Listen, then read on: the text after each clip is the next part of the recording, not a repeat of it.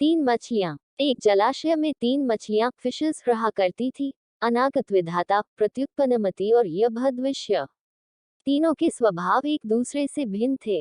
अनागत विधाता संकट आने के पूर्व ही उसके समाधान में विश्वास रखती थी।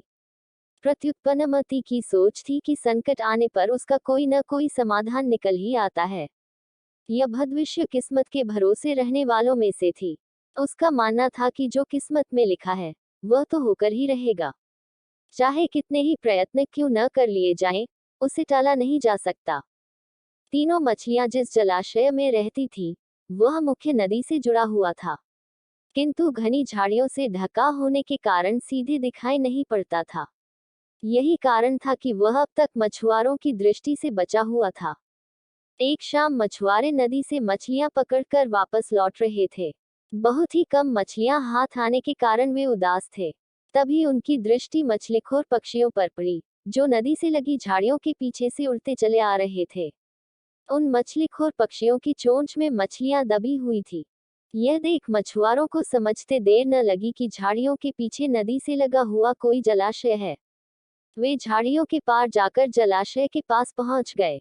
वे बहुत खुश थे। एक मछुआरा बोला, लगता है यह जलाशय मछलियों से भरा हुआ है। यहाँ से हम ढेर सारी मछलियां पकड़ पाएंगे। सही कह रहे हो भाई, लेकिन आज तो शाम घिर आई है। कल सुबह सुबह आकर यहाँ पर अपना जाल बिछाते हैं। दूसरे मछुआरे ने कहा। दूसरे दिन आने की योजना बनाकर मछुआरे वहां से चले गए। मछुआरों की बातें अनागत विधाता ने सुन ली।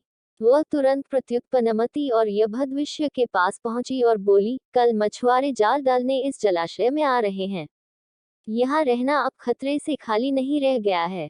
हमें यथाशीघ्र यह स्थान छोड़ देना चाहिए। मैं तो तुरंत ही नहर से होती हुई नदी में जा रही हूँ। तुम लोग भी साथ चलो। अनागत विधाता की बात सुनकर प्रत्युत्पन्नमति बोली, अभी खतरा आया कहाँ है? हो सकता है कि वो आए ही नहीं। जब तक खतरा सामने नहीं आएगा, मैं जलाशय छोड़कर कहीं नहीं जाऊंगी। हो सकता है कि मछुआरों को मछलियों से भरा कोई दूसरा जलाशय मिल जाए और वे यहाँ आने का इरादा छोड़ दें। यदि वे आ भी गए, तो ये भी संभव है कि मैं उनके जाल फंसूं ही ना। यभद्विष्य बोली, किस्मत के आगे क्या भला किसकी चली है। मछुआरों को आना होगा तो आएंगे और मुझे उनके जाल में फंसना होगा तो मैं फंसूंगी ही। मेरे कुछ भी करने से किस्मत का लिखा थोड़ी बदल जाएगा। अनागत विधाता ने अपनी योजना अनुसार वहां से प्रस्थान करना ही उचित समझा और वह तुरंत वहां से चली गई। प्रत्युत्पन्नमति और यभद्विष्य जलाशय में ही रुकी रही। अगले दिन सुबह मछुआरे जाल लेकर आए और जलाशय में जाल फेंक दिया। संकट सामने देख बचाव हेतु प्रत्युत्पन्नमति अपना दिमाग दौड़ाने लगी। उसने इधर उधर देखा, किंतु उसे कोई खोखली जगह नहीं मिली जहां जाकर वह छुप सके। तभी उसे एक उदबिलाव की सड़ी हुई लाश पानी में तैरती हुई दिखाई पड़ी। वह उस लाश में घुस गई और उसकी सड़ांध अपने ऊपर लपेटकर बाहर आ गई। थोड़ी देर बाद वह एक मछुआरे के जाल में फंस गई।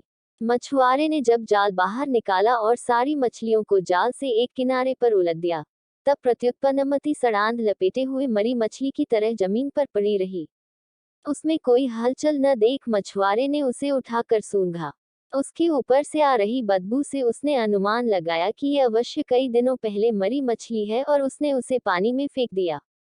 पानी में पहुंचते ही प्रत्युत्पन्नमति तैरकर सुरक्षित स्थान पर चली गई। इस तरह बुद्धि का प्रयोग कर वह बच गई। वहीं दूसरे मछुआरे के जाल में फंसी यभद्विष्य कुछ किए बिना किस्मत के भरोसे रही और अन्य मछलियों के साथ दम तोड़ दिया। सीख, किस्मत उसी का साथ देती है जो खुद का साथ देते हैं।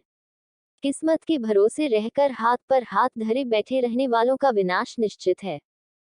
अगर यह कहानी आपको पसंद आई हो तो प्लीज़ मेरे चैनल को लाइक, सब्सक्राइब और शेयर करें। धन्यवाद।